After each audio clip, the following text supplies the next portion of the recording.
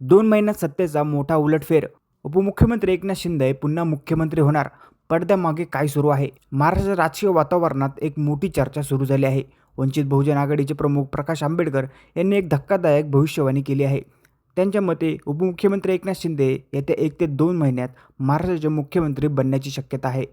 विधानसभा निवडणुकीनंतर शिंदे यांना मुख्यमंत्रीपद देण्यात आले नव्हते, पण सध्याच्या युतीतील परिस्थिती पाहता असे होऊ शकते, असे आंबेडकर यांनी सांगितले.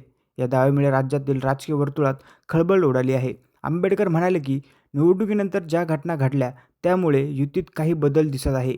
त्यामुळे 1 ते 2 महिन्यात शिंदे पुन्हा मुख्यमंत्रीपदी विराजमान होण्याची स्थिती निर्माण झाली आहे, असा प्रश्न उपस्थित होत आहे.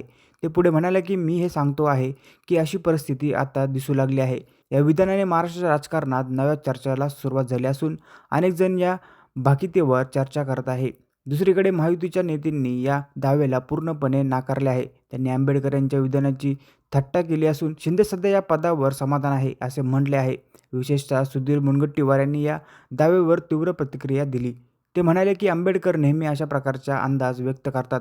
या विधानाचा काही अर्थ आहे का? ते हे का सांगत आहे? त्यामागे काही कारण आहे का? मला तरी असे काही घडले असे वाटत नाही. शिंदे गटाच्या नेत्या मनीषा कायदे म्हणाल्या, एकनाथ शिंदे नेहमी सांगतात की त्यांना मिळालेले सर्वात मोठे पद कोणते आहे, तर ते म्हणजे लाडक्या बहिणीचा भाऊ आहे. ते या पदाबाबत खूप अभिमानाने आणि वर्गाने बोलतात. प्रकाश आंबेडकर काय बोलतात ते मी कधी ऐकलेलं नाही.